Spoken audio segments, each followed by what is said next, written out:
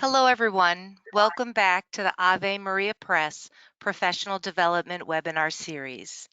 In today's webinar, Mary Pezzulo will discuss how to practice the works of mercy with your community in a way that is compassionate and helpful. My name is Erin Pierce. I am the Parish and Curriculum Marketing Specialist at Ave Maria Press. I would like to recognize our webinar partners, the National Association of Catholic Family Life Ministers, the National Association for Lay Ministry, and the Catholic Campus Ministry Association. Everyone in the audience is muted today, but you are able to ask questions. Questions may be sent to the presenter using the GoToWebinar panel question section that you see here, and I'll read as many of those as possible at the end of the presentation today. This webinar is being recorded, and I will send you a link to the recording tomorrow via email. With that, I would like to welcome and introduce our presenter today. Mary E. Pezzulo is the creator of the Steel Magnificat blog on the Patheos Catholic channel, where she writes about everything from current events to movies to poverty in the Ohio Valley to the kindness of strangers. Mary earned a bachelor's degree in English from Otterbein University and studied philosophy at Franciscan University of Steubenville. She is the author of Meditations on the Way of the Cross. Mary, thank you so much for being with us today. Thank you. I'm going to go ahead and make you presenter. All right. Well, I'll just introduce myself first, and then I'll click the first slide. Do you have to click on show your screen first? Okay, show my screen. All right.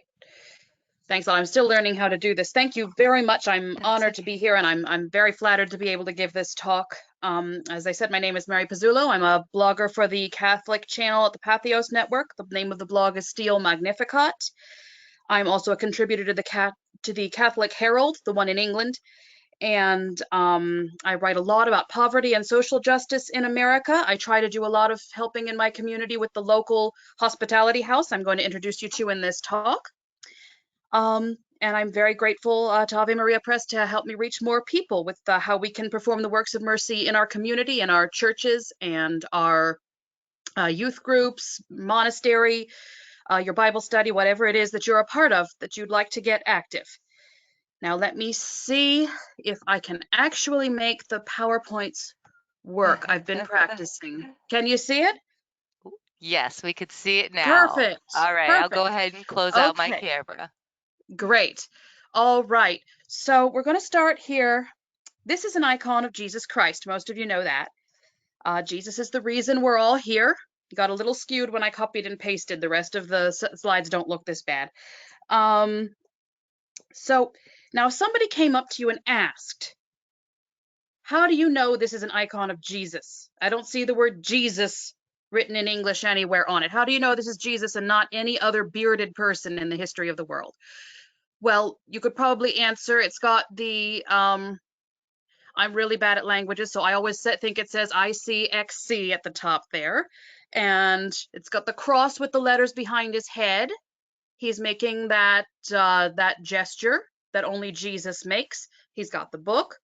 So that's how you could tell someone who didn't know that this is not an icon of any other person but of Jesus. Only Jesus looks like that in iconography.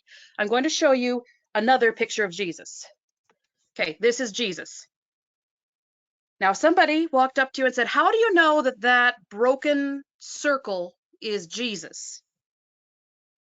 Well, then I think you'd be able to answer them. We know, okay, he's broken the bread, and this is the part of the Mass where the priest holds up the paten and he holds up the Eucharist and he says, behold the Lamb of God. And we know at that point that it is the Lamb of God, that after the consecration, we Catholics believe, because Christ said so, that that is not bread anymore, but his body and blood. So unless this is a staged stock photo, I got it off of Pixabay. Unless I mention otherwise, these are all public domain images from Pixabay and Wikimedia Commons. This is an actual photo of Jesus. And now I'm going to show you one more actual photo of Jesus. This is a security camera photo. from the Friendship Room in downtown Steubenville. The Friendship Room is a hospitality house where the poor and the homeless can come in and get whatever help they need at any time of day. This was taken last March. You may recall there was a pandemic last March that was only going to last for 3 weeks. And during this time, the Friendship Room couldn't do what they usually do. Well, they still can't very often do what they usually do and leave the front doors open and people can come in and get a meal and get warmed up. They had to just put a space heater on the front porch. And this person, whoever they are, I don't know their story, actually ran onto the porch in the middle of the night with absolutely no clothes on. There are a lot of drugs and mental illness in Steubenville, of course, but there are also a lot of prostitutes who they'll get assaulted by their pimps and their johns. They're being trafficked in the first place. They don't have any control over anything. And when they run away and try to get help, they won't run to the police because you never know how the police are going to treat you. They're going to run to the Friendship Room. So I don't know the story of this person, but they ran onto the porch completely naked, and volunteers from the Friendship Room ran out and wrapped them in blankets and called them an ambulance. So whoever that is under the blankets, I know that that person is Jesus. And if you ask, how do you know that that person is Jesus Christ? Well, because the gospel tells you so. From Matthew 25:37 through 40, the righteous will answer him, Lord, when did we see you hungry and feed you, or thirsty and give you something to drink? When did we see you a stranger and invite you in, or needing clothes and clothe you? When did we see you sick or in prison and go to visit you? The king will reply, truly I tell you, whatever you did for the least of these brothers and sisters of mine, you did for me.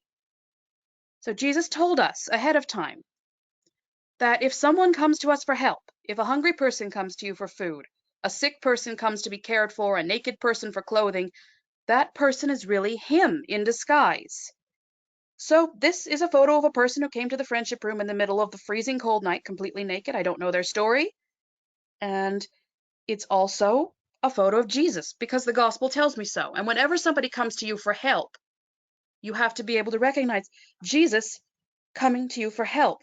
With that in mind, let's talk about the works of mercy. I happen to have written a book about the works of mercy. There's the cover. Isn't that beautiful? I was downright embarrassed when I saw the cover. The team of real artists worked on the cover and the title. I said, that looks like a cool person wrote it. I'm not cool, am I? I'm very nerdy, but they gave me this beautiful book. And if I do say so myself, it's a cool book. It's about the works of mercy, how to practice them, and a little bit about their nature theologically. And it's also my memoir of how my family and I got through when I was chronically ill and very poor, living in Steubenville with no family nearby, and I had to depend on strangers for help. And I had to learn to help other people with no resources, and learned a little about what poor people need that our society is not very good at giving. So in this book, I have a chapter for every one of the corporal and spiritual works of mercy. We're not going to have time for all of those in the talk. I'm not going to be telling you about the spiritual works of mercy at all today, but in the book, I have a chapter for each, and I especially focus on how we can practice that work of mercy without accidentally spiritually abusing somebody. How do you admonish the sinner without bullying them? And things like that. I am not going to talk about all the corporal works of mercy today because that would take too long. In my book, you're going to find a chapter on each. How do you ransom the captive if you don't have a bazooka to blow the door off a dungeon? How do you shelter the homeless when you can only afford one house? But for now, I'm just going to talk about the two most common works of mercy I think people would want to try to practice as a parish or a youth group or anything like that. So I want to look at depth at clothing the naked and feeding the hungry. And here's another picture of Jesus ministering to the woman with the stoop, I believe. And if I recall, Jesus did that on the Sabbath and got in trouble for it. If you read the Gospels, you'll quickly see Jesus ministered to people all the time. That's all he did. His whole public ministry was walking around, talking to people, telling them the good news, helping them. He healed sick people when they came to him. He made sure people who came to him were hungry, had things to eat. He stood up for helpless people in danger, like the woman caught in adultery. He did all that all the time without many breaks.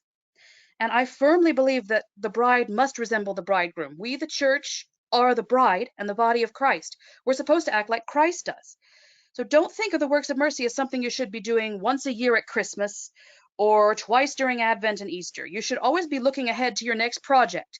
Make the works of mercy part of your schedule all the time. Think about what you're going to do at Christmas. Then while you're on Christmas break, start planning your Lent project And then while you're taking time off at Easter, put together a Pentecost work of mercy. Think of something you can do through the summer. Always be planning and implementing your next work of mercy, because that's how you can resemble Christ. This is especially important if your ministry is working with children, most of all teenagers. And we all know teenagers do not tolerate liars. If you're working with teens and you're taking them to mass and to adoration, which you ought to do, those are beautiful and very important. And if you're praying the rosary with them, teaching them apologetics, having chastity speakers come to church, those are all important. But then the teenagers are going to read the gospel, and they're going to see Jesus acting like a social justice warrior and caring for the poor and sick and helpless people all the time. And they're going to look back at you, and they're going to come to the conclusion the church is not interested in imitating Christ. And in this case, they're going to be right. So be ready to always be performing the works of mercy the way Jesus was, for the people you're doing it for, and also for the people who are watching. This is the best way to preach the gospel. I want to show you a painful picture of Jesus on a bad day. I love these Eastern icons. So you can see Jesus bleeding from the wrists. Would have been a lot bloodier in real life, obviously. You can see he's almost completely naked, which is probably not historically accurate. Ancient Romans probably they crucified and tortured people totally naked. They didn't let you keep your underwear. Look at his face. He's humiliated and embarrassed. All the people watching him are horrified. Now let's move on to this icon of Jesus. I chose it because it's so colorful, and I'm going to leave this picture on the colorful icon while I read you a bit from my book. It's a story about my love of color and how I discovered my dignity when I had something nice to wear. I was at the thrift store again. All my clothes came from the thrift store. We weren't quite destitute at this point, but we were on a very tight budget. The thrift store had a weekly Tuesday special. All adult clothing was 25 cents per item, unless otherwise marked.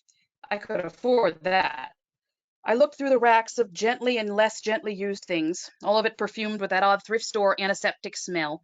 There were jeans with ragged cuffs, ugly stretch pants with pilling on the insides of the legs, sweatshirts with the names of sports teams I don't care about. There were sweaters with lumpy embroidery of pumpkins and Christmas stockings. In the middle of the rack, there was a bright red tunic top printed with a colorful design. Most of my clothes were dowdy and in muted colors. I was conscious that I wasn't very attractive. In fact, I've been teased for most of my childhood for being unattractive. I'm fat. My face isn't conventionally pretty. I spent most of my teenage years on a diet, trying to find clothes that hid my stomach. The only makeup techniques I knew were about covering blemishes. Most often I felt like I was one gigantic blemish, and I usually didn't want to be seen. I wore a lot of dark blue and black when I had the choice. Lately, I hadn't had any choices at all. I bought clothes at the thrift store, clothes other people didn't want. I didn't want them either. But I liked the colors of that tunic. I liked red. I liked the cut of the tunic. I thought it might cheer me up. I paid a quarter for it, took it home, and put it on. Every time I wore it, people treated me differently. It wasn't that they had been rude to me before. Sometimes they were, but not usually. It's just that when I wore the tunic, more people than usual seemed to smile at me or say hello. And the ones who said hello often said, "I like your shirt," or "You look nice," as well as just hello. If you're not often told you look nice, you might not know how odd it feels or how it can make you flush with pride. I was used to being slammed for being ugly if someone commented on my appearance. Suddenly people were telling me I looked nice. I could hardly wrap my mind around that. I started doing a little research on the internet, doing my colors by comparing my skin and hair to models and photographs. I'd always liked colors, but I'd thought of them as things to admire in nature or in paintings. I'd never once thought of color as being something that could make me happier with my own body. I'd only thought of hiding my body. According to the fashion experts, my skin and hair made me a warm autumn, suited to wearing warm, rich palette of fall colors rather than black or pastels. That was exciting because autumn colors are my favorite. I love gold, aqua, burnt orange, plum, teal, apple red. Autumn is my favorite season in which to admire nature. I would like to wear warm autumn colors even if they don't look nice on me. I started buying clothes in colors I thought suited me when I could find them at the thrift store on 25-cent Tuesday. When the tax refund came, I badly needed more new clothes, so instead of the thrift shop, I went to a local department store and picked out a few outfits I could mix and match, in colors that suited me according to my internet research. I got some lipstick and nail polish that matched my clothes. I also bought a box of dye and dyed my hair a fun shade of auburn. That was wonderful, a healing moment, and it did make my life feel easier. I will never forget what it felt like to have nothing nice to wear. Or rather, I'll never forget what it felt like when I first bought the red tunic top. I hadn't noticed how dreary I'd felt until I saw the difference. I'll never forget what a change it made in my self-esteem to have good clothes. The word naked comes from an old English word that means exposed. The English word is knuckled. I hope I'm pronouncing that right. It doesn't just mean without clothes, but also exposed, vulnerable. Nakedness can be taken literally in the sense of exposed skin, but providing clothes for a person who's literally naked is not something a lot of us do on a day-to-day basis. If you're the caregiver for a small child or a disabled person, you do. People often miss that clothing the naked means covering their all kinds of exposure and vulnerability as well. Anytime you felt scrutinized and embarrassed, anytime a physical or other part of you was bare that you felt ought to be covered up, you have been naked. Think of Christ on Calvary with his clothes ripped off, standing there in front of everyone who mocked him. It wasn't just that he was naked and physically uncomfortable, it was the exposure, shame, and humiliation of nakedness that was traumatic. People who are very poor are exposed all the time. The worst poverty can't be covered up and hidden. The lack of a place to hide it is shameful because our culture makes poverty a shameful thing. Not having the means to provide for yourself shouldn't be shameful. It's a fact of life. Everyone starts out helpless when they're born, and we die that way as well. Most people go through at least some of their adult years needing help too, but we're told the lie that it's wrong and that the people who can't hide their need are bad. Poor people wear that shame in their clothing as well as their lack of clothing. Think of a homeless person standing outside shivering in inadequate clothes in winter, forced to wear the same coat all the time because they don't have anywhere to take it off. Think of a person who is overheated, covered in sweat stains in summer because they don't have appropriately light clothing or enough changes of clothes to get them through payday when they go to the laundromat. Think of someone who could only afford to buy clothes at the thrift store when they might not have plus sizes or tall sizes of clothes, when they might only have sizes that are too big or tall. Imagine how awkward it feels to be constantly adjusting clothing so your stomach and breasts don't spill out. Try to remember what it was like to be a child or teenager who got teased for an outfit at school, and then remember that poor children have to wear dowdy thrift store clothing every day. Poor people's clothing is the thing that exposes them to shame. Their clothes make them naked. So now you know why I chose this colorful icon and why I'm dressed so colorfully. I really love color. It's how I express myself and how I celebrate myself. And now let's look back at the icon of Jesus crucified for a second. It's terrible. Think how embarrassed he must be. Doesn't your heart go out to him? Now remember, everyone you meet is really Jesus in disguise, especially if they're in need. You have the power to reach through time to give Jesus something to wear so he won't be embarrassed. That's the beautiful grace of this work of mercy. It's not just about physically covering naked bodies so they won't freeze or be arrested. It's about covering vulnerability and shame. We can do that for someone. Let's talk about some projects to do now. Everybody does a clothing drive, especially in winter. We've all at one point or another taken part in a clothing drive, and that can be great. So let's talk about this first. You're going to work with a local charity and donate all the used clothing you can collect to keep people warm. That's fine, you can do that. What tends to happen when you hold a clothing drive, though, is people will start to use you as a trash can. They'll clean out their closets and bring you old ratty clothes they don't want anymore, that are too cheap to throw away. This is something you have to think about, and you have to preempt it first. Tell your parish, your school, your youth group, whatever, ahead of time, this isn't that kind of clothing drive. Tell them you're looking for new, gently used, nice things for people to wear. It's much better to bring a few nice things than an enormous box of trash. A couple pairs of nice new gloves is better than $100 pairs of gloves that are unraveling. Gently used coats, not ragged coats. Pants without holes, unless it's a fashion statement. I told you I wasn't cool. Tell them that you're not taking summer clothes if you're doing a winter clothing drive. You'd think you don't have to tell them this, but you do. It happens all the time. Down at the friendship room in the dead of winter in January, people are cleaning out their closets. Somebody always donates a box of old clothing and bathing suits. Homeless people can't use a bathing suit in January. And your charity that you're working with has limited storage space. It's really annoying for them to try to have to store or throw out clothing for the wrong season.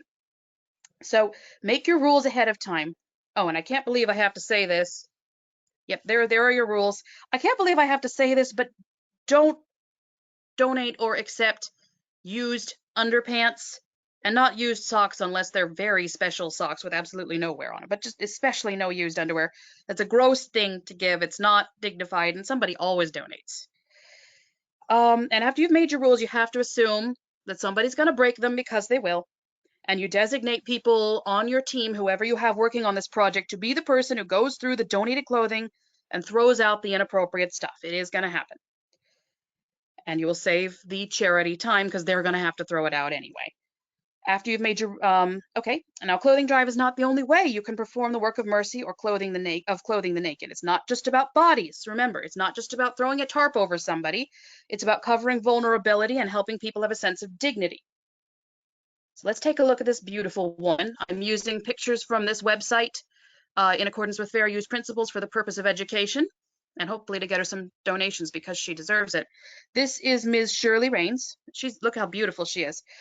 She had a tragedy in her life. Her son died, and after that she developed anxiety and started taking medication. The medication made her put on a lot of weight, and she felt bad about herself. So she started experimenting with hair and makeup to try to make herself feel beautiful.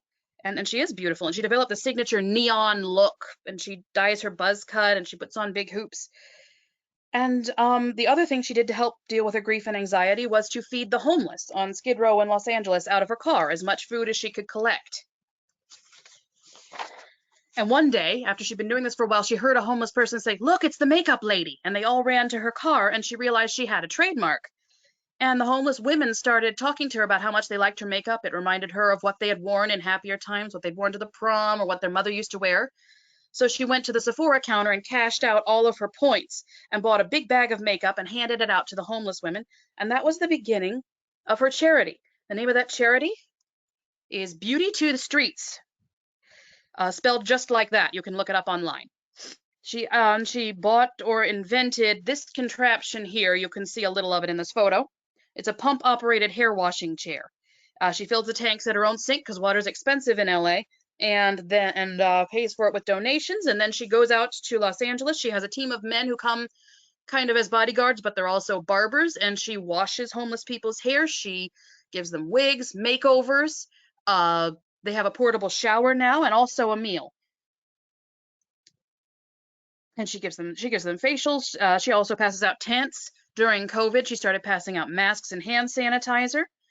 And so that's something to remember. Now, you ladies may not have thought of makeup as anything but vanity, but it's another way in our culture we cover our insecurities and present our dignity and celebrate our beauty. Maybe God has given you a love of makeup and a really good sense of color, and that'll be a way you can bless people and help them know their own dignity. Obviously, I don't recommend everybody marches out to a homeless camp, especially if you're working with children. This might not be appropriate.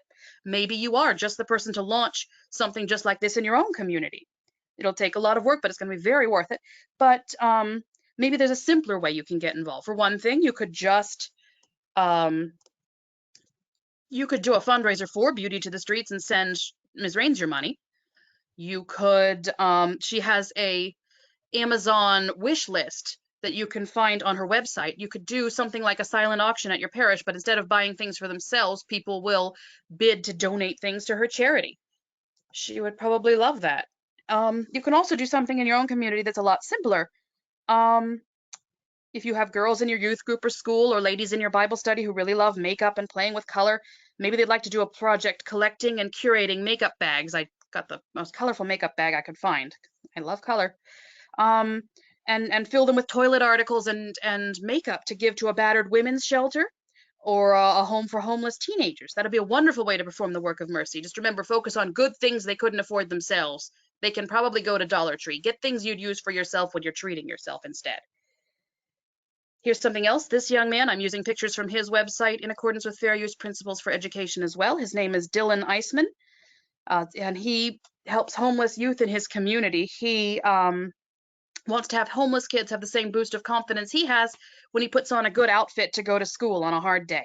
So he taught himself to sew, and he started upcycling donated clothing to homeless shelters for teenagers, so they always have something fashionable to wear. I wish I knew how to do this myself, but he does the project where you turn a frumpy skirt into a pretty dress and put sleeves on it, and he sews patches on things and lace just to make it look trendy and nice, so everybody has something new to wear when they go to the donation closet at the homeless shelter. Maybe there are people in your community who like to sew. His charity is called Sew Swag, and That'd be something you could do for the homeless in your own community, or you could do a fundraiser for So Swag, or you could collect a lot of donated clothes and mail it to him. He has a link on his website for downloading a free mailing label, and you can send him a package of clothes. He'll take care of upcycling it for the homeless. So that would be a super easy thing to do.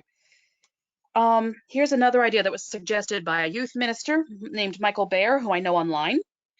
And he suggested every parish should have a washer and dryer on the premises that people can use for free. It's extremely difficult when you're poor and you don't have your own washer and dryer. Appliances are expensive. I hope everybody knows that. And apartments and houses do not necessarily come furnished. It was actually one step in Michael's and my family's journey of not being poor anymore when we moved from a furnished apartment to an unfurnished detached house and had to do our laundry in the sink. The laundromat is extremely pricey. You have to walk your clothes there in a cart if you don't have a car. It's embarrassing and hard to get all those quarters together. You'd be doing a huge favor if every parish and school and your monastery, if your monastery has a hospitality room where people come in to eat, wherever you find yourself, had a washer and dryer operated by donations that people could use for free. And you never know. It's probably the people in your own parish you know who are embarrassed to ask who would get a lot of help and use out of this. And it would help them always have clean clothes and have a sense of dignity. Here's a real simple idea just to tie off this first half of the talk. This is a Christmas tree outside the friendship room, and they decorated it with scarves and hats for people to just take on a cold day as they walked by. Okay, that's super simple, super easy. Anybody who walks by can have something warm to wear. Just make sure everything that you put on it is of good quality. And yeah, and you don't even have to worry about littering ordinances or anything if it's on your own property, as far as I know. Neat, huh? Okay, so that's all I want to say about clothing. Now I want to focus on another work of mercy. That's something we need every day, something a lot of communities get excited to help with, feeding the hungry. If you've never been homeless, if you've never, ever felt naked or exposed, you definitely have been hungry at least once in your life. Food is something everybody needs every day. Here's a picture of Jesus when he was hungry. He was tempted by the devil to turn stones into bread, and he refused. That's the devil with the red hat. I chose this painting because I think it's funny that the devil looks like Santa Claus with his red hat.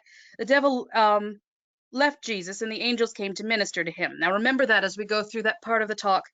Jesus set this beautiful example. He didn't want to feed his own self by a miracle. He refused to do that. He wanted to fast and be helpless for a time, and then have somebody come in and feed him. Every time we feed someone who's hungry, we're doing this sacred thing. We're being angels feeding Christ. Here's a picture of Jesus feeding the hungry, thousands of people. And I love this gospel story because it's one that begins with another act of charity. Jesus asked his apostles how they were going to feed all these people. The apostles didn't know where to start, but one little boy offered his own lunch. And that was the basis where Jesus worked the whole miracle. That's something he's willing to do with all of our acts of generosity if we allow it. We have to come to him first with what little we have. And I'm going to read you one more piece from my book.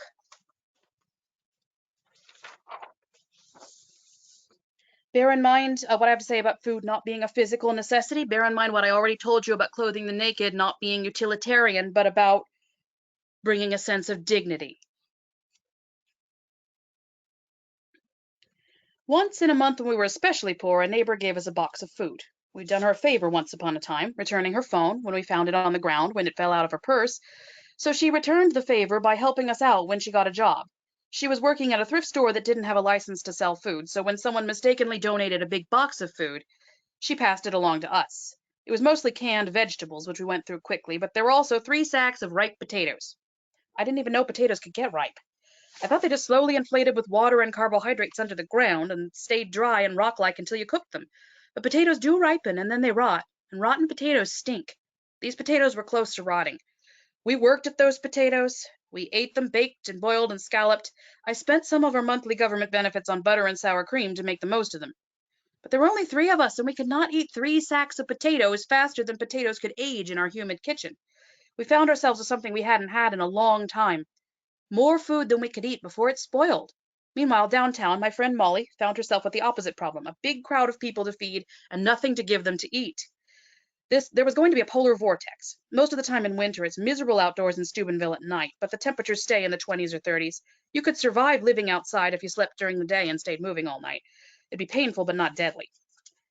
There's a homeless shelter to sleep in, though it's a dangerous place, and showing up early enough to get a bed is tricky if you work, as most homeless people do, in Steubenville and everywhere else, but the polar vortex was predicted to bring the temperature down to far below zero, even during the day. Frostbite, they said, would start in 10 minutes.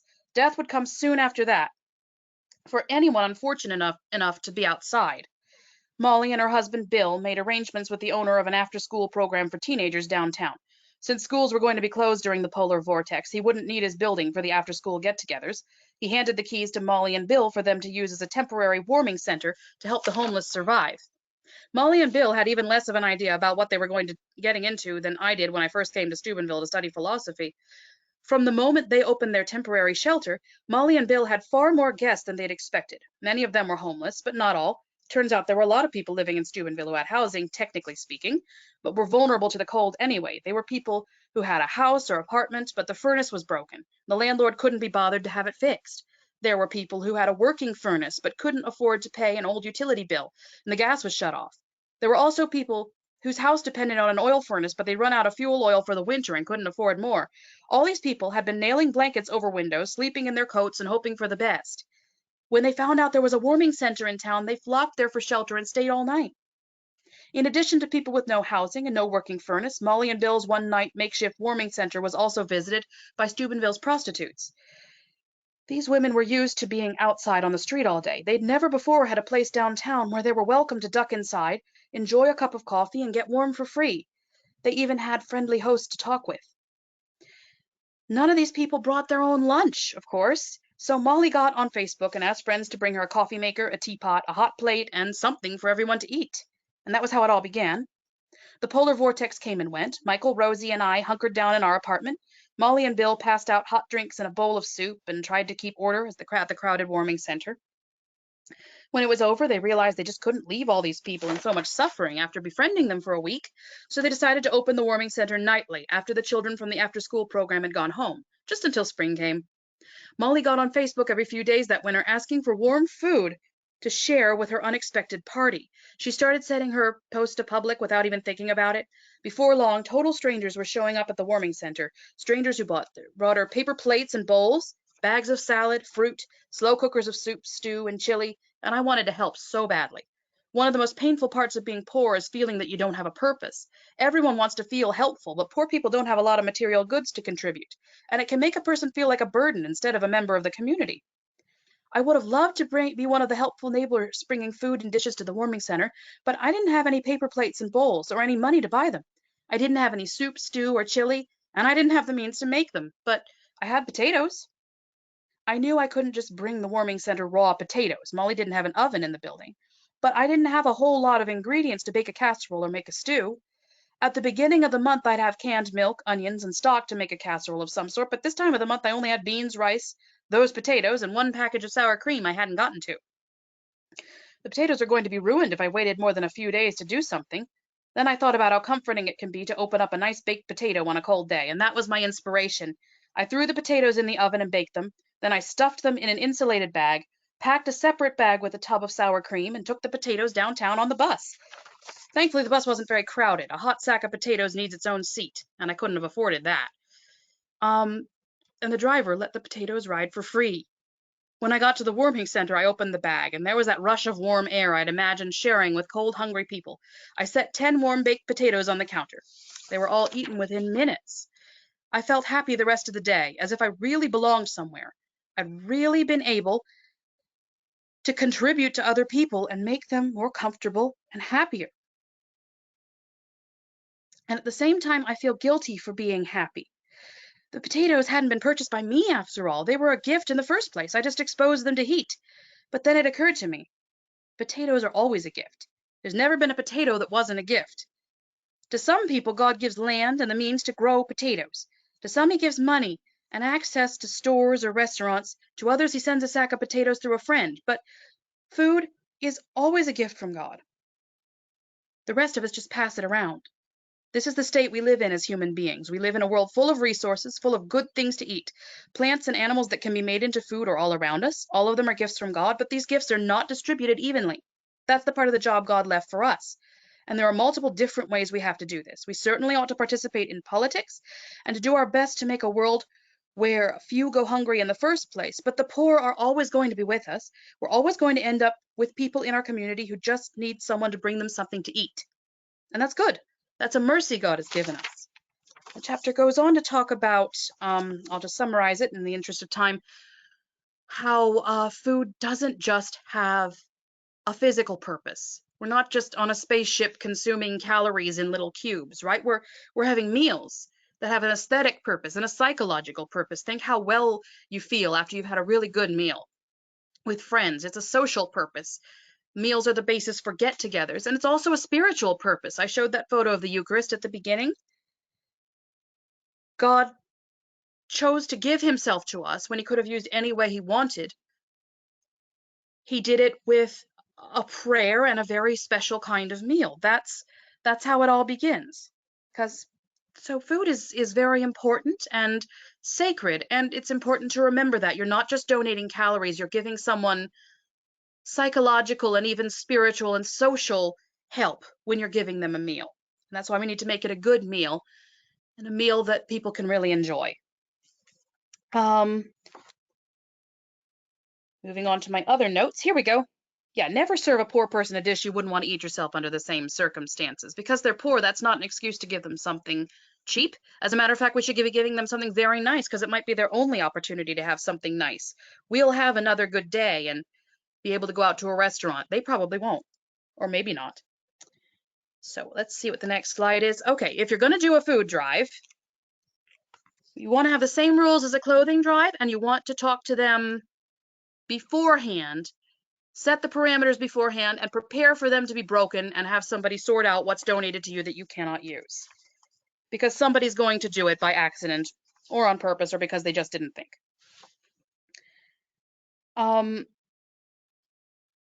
If you're going to give donations to a food bank or a pantry, the most useful gift is usually cash. You can hold a fundraiser, second collection or something. Then the food pantry can buy what they're running out of. But collecting cans is good too, collecting shelf-stable food. You're going to have a few rules so this doesn't get out of hand and so that it's helpful instead of a burden on the food pantry. So first of all, excuse me, I can't believe I have to say this, but no expired food, no recalled food. Excuse me. Every time there is a recall of food at the grocery store, the friendship room gets a big donation of it because people want to throw it out.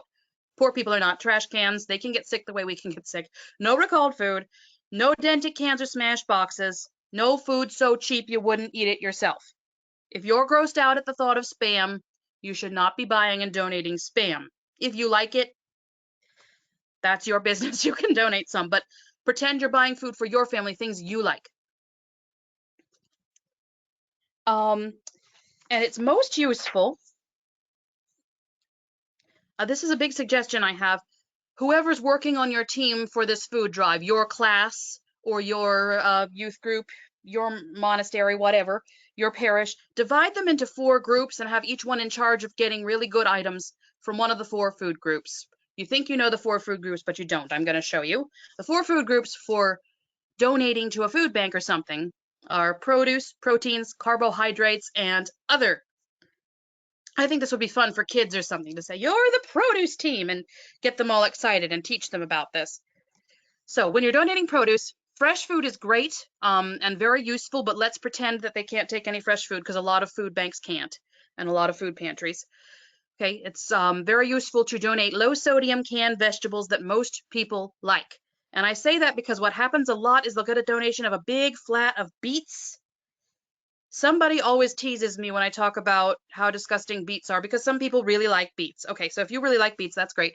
But in my experience, more people despise beets than love beets, and nobody feels just okay about beets.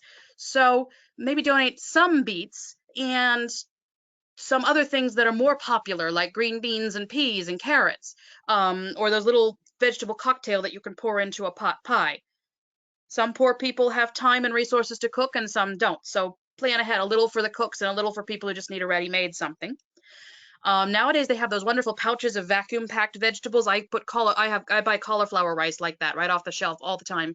You open that and it fluffs out a little and you've got a fresh vegetable. That's really useful. Dried vegetables, easy to chew is best. We're going to talk about the chewing problem a little later. Nori seaweed or kale chips is another way to get vegetables into people, and it's a little bit more like a treat. Dried fruit, canned fruit juice without the corn syrup. You can make it into recipes. You can eat it plain, fruit cocktail, shelf stable 100% juice, not fruit punch. I'm trying not to brand shame here, but like a juicy juice or an ocean spray that's all fruit juice has a lot more vitamins and minerals, and it doesn't have the unhealthy stuff. It's a good way to get nutrients into people. Proteins. All right, poor people are not aliens from another planet. They're just like you. Some of them have religious beliefs just like you do. Some don't. Some of them have ethical beliefs or just preferences. So it's good to give vegetarian, vegan, and meat options in your proteins. I always try to give, when I give beans, some dried beans and some canned beans, because some people really do like to make soup that boils for hours, and the canned beans don't taste as good. On the other hand, some people don't have time to cook, so they can have the canned ones. Also donating, Catholics know about canned tuna, canned mackerel, salmon, sardines. I eat that all the time. Canned chicken, pork and beef. That's new to me. I only learned in the past few years there's such a thing. You can buy cans of ground beef and cans of roast beef. Some of them are unflavored and you put them in recipes, and some are flavored. If your food pantry takes fresh meat, that's a bonus. That's great. But this is a way to keep people in meat when there's not a refrigerator. Boxed milk is another thing. People pour it on their cereal. They cook with it. You take it home and open it and put it right in your fridge. Freeze-dried cheese snacks. I don't know if those have a name, but like those ketogenic diet snacks where it's just pure cheese that has been baked and you eat it like crackers. I like those. That's protein. Nut butters, obviously, everybody knows about peanut butter. Those are proteins you can donate. Carbohydrates. Every food pantry I know of is always swamped in big sacks of white rice. So not so much the white rice. Oh, I just got a notice that my battery is running low. Let me see. There, that's better. I hope you didn't hear the alarm there. Rice, brown rice, rice pilaf, interesting rice, not just the big sacks of white rice. Pasta, boxes of whole grain pasta. It's a little healthier. Instant microwave rice and pasta in pouches or in cups where you tear the top off. Those are very useful for homeless shelters because they don't necessarily have an equipped kitchen. They have a microwave and a sink. So people can still have something and get their B vitamins and fiber if you give them packages of microwave brown rice. Crackers. At the Friendship Room, they love those little packages of crackers with peanut butter or cheese sandwiched in them. Boxed and whole potatoes. Again, for people who have time to cook and people who don't have time. Baking mix like Bisquick, cereal, oatmeal. In my experience, this might be different in your community. Don't bother with buying a whole bunch of sliced bread at the grocery store. At least in Steubenville, I've noticed, because grocery stores throw out their sliced bread so quickly, so that there's always some. So there's always very fresh. Nobody gets the day old bread, even though it's perfectly good. They'll just, instead of throwing it out, sometimes they'll just make a huge donation. And sometimes I go to the Friendship Room and I cannot get in the door for all the giant flats of sliced bread. So they probably don't need that. But check in your community. Maybe it is a need. But in my experience, no. Okay, the other group. This is kind of fun. Not many people remember to donate spices and seasoning packets. And seasoning, salt, pepper. Imagine how hard it would be to cook if you had a bag of donated chicken and a bag of donated rice and nothing else. Condiments, ketchup, barbecue sauce. You can marinate the meat you're given, especially if it's not very good. Fat to cook with. Oil, olive oil, whatever it is you cook with. There are heavier tasting oils and there are light tasting oils to bake with. Hearty soups, canned meals like Chef Boyardee. It's better than nothing if you need a whole meal. And treats, things that you like to get for yourself that they probably can't get downtown at the convenience store. I like to shop at Aldi and I like to treat myself to a bar of Aldi chocolate, and my friends from Europe laugh at me for thinking it's really special, but it's more special than American chocolate and you can't get it at a gas station. So maybe throw a few bars of Aldi chocolate in there if that's what you like. Your favorite kind of cookies, a can of those butter cookies, throw something else in there too. Make sure you're giving people a whole meal and meeting all of their needs, not just nutrition and not just calories. So that's how you can have a successful canned food drive or shelf-stable food drive for a food pantry. And you will have to have somebody on your team who's going to go through and throw things out afterwards to make sure there's no expired food in there or anything that's not appropriate to give. Here's another idea. I found the prettiest china I could for this clip art. Um, Instead of the same old food drive, have you ever thought about just having people over for a meal? Could be that simple. Pick a day of the month or however often you can afford, a one-time thing or every week or whatever. And just open your church's social hall or cafeteria for dinner for anyone who's hungry. No questions asked. It could be similar to the parish fish fry, but not a fundraiser. Just make it free. One plate to eat there, one plate to take home or something. If you're going to do something like that, now plan ahead. Poor people are coming to you for a meal, and for all you know, it might be their only hot meal of the day. They might be eating out of the vending machine or their granola bars at the homeless shelter for their other two meals or nothing at all. And bear in mind that these people might never have been invited to a party before in their lives. So don't just make it a utilitarian meal. Make it a party. You don't have to have fine china like this. That's probably asking for trouble. But maybe you can have one team in your youth group be the decorating team, put out flowers and candles and balloons. You could do any theme you wanted. Um, put out the tablecloths. Somebody else can cook. And what to cook? Have you noticed that at these get-togethers, everyone serves lasagna or baked ziti? I'm joking. Lasagna is delicious. I'm practically Garfield when it comes to lasagna. It's really good. I picked the most beautiful photo of lasagna I could find on the website. We can all celebrate lasagna. It's great. But it's since homeless people and poor people end up at a lot of these church dinners, maybe they're eating a lot of lasagna and they might get sick of it. So think, is that what you want to do? If it is, great. Um, is there another big meal you can make? Is somebody in your parish famous for her fried chicken? And you can provide her with several cut up chickens and she can just fry everything. And then somebody else make a baked macaroni with that great crumb topping that we have on special occasions. And somebody else make a sheet cake. Somebody else make a salad. I mentioned a fish fry. If your parish fish fry is very popular, maybe you have one day where it's free, and that can be your gift to everyone.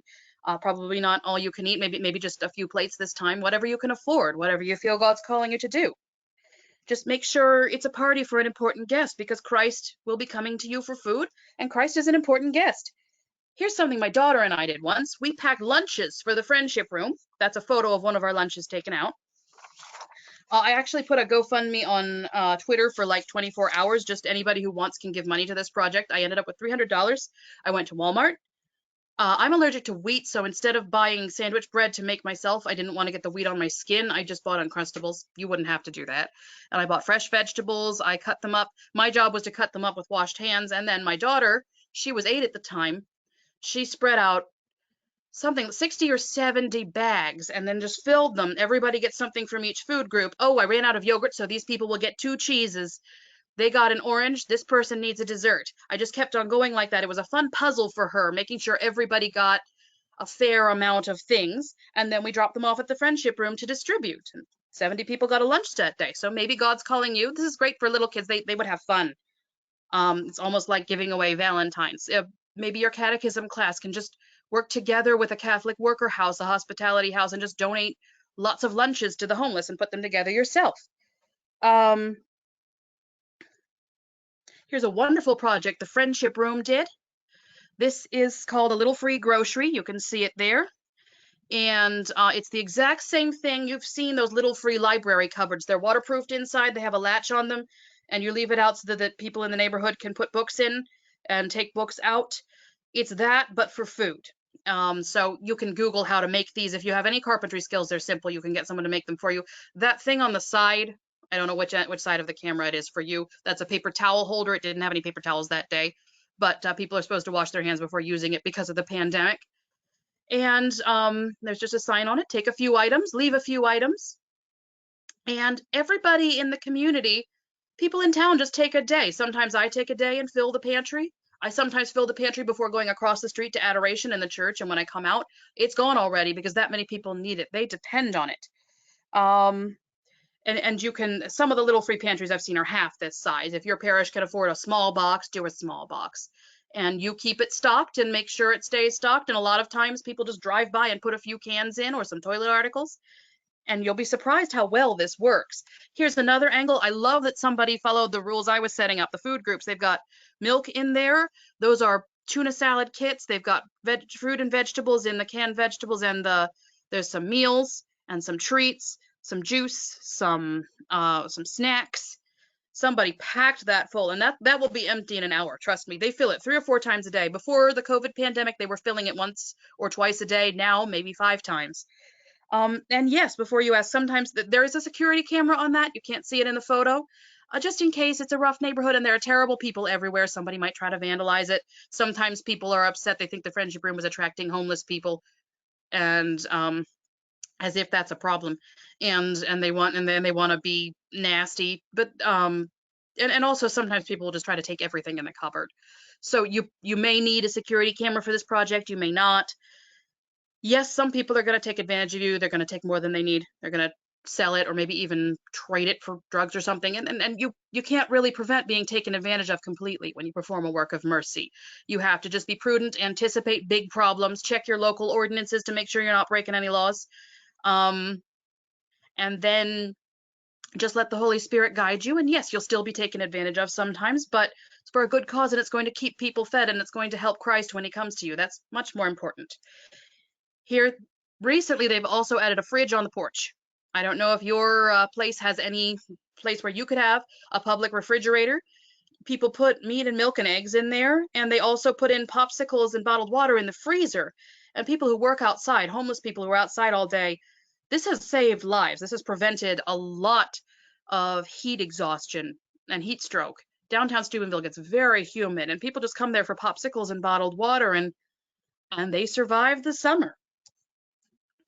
This is the last slide I'm going to show you of the friendship room. This is their community garden. If you minister to people in the big city, you're going to quickly find that fresh fruit and vegetables are extremely hard to get. If you live out in the suburbs, it's easy to get to the supermarket. But if you're in an urban area, you're poor, you don't have a car, you can't afford gas money that week, it can be hard to travel to a full-service grocery store. They might just have a convenience store that sells junk food or cans at the best. Adequate calories, but not good nutrition. There's a vicious stereotype that urban inner city poor people are fat, and that means they're lying about being poor. They've got enough food and it's making them fat. They just need to work harder. And that's nonsense. One of the causes, sometimes it's just not true, but one of the causes of that is that they have access to adequate calories but not healthy food. They don't have some boxed and canned items are healthy, but they don't have access to salad. When the friendship room puts out a salad bowl on the table, the salad is gone first. Everybody loves salad. They have and so salad, they try to do soft fruits and vegetables that they pass out all the time, the fruit bowl and the salad bowl, not so much apples and carrots because a lot of poor people have bad teeth in the United States. Complaining about that is a topic for another lecture, but they don't have access to dental care, so their teeth are bad, and giving them an apple might be about as useful as giving them a rock. But everybody can eat chopped salad, everybody can eat bananas, everybody can eat oranges. They pass those out in the front, they keep it on their fruit bowl when they can have people in at the table when there's not a pandemic going on, and they have a community garden that they keep tended 9 months out of the year, and they walk people through to get their own salads. And you can't see it in this picture, but behind them is a veranda where people sit, and they're starting to plant grapes on there to give them some fresh fruit as well. So if you've got a yard, check your local laws, your municipal ordinances, and make sure you're not going to get into trouble. But if there's no rules against it and you've got the space and you've got gardeners on your team, this is a great way to help feed Christ and keep Christ healthy. And it's fun anyway. I love to garden. So we're going to end as we began by looking at Christ. Christ is the beginning and the end of all our endeavors.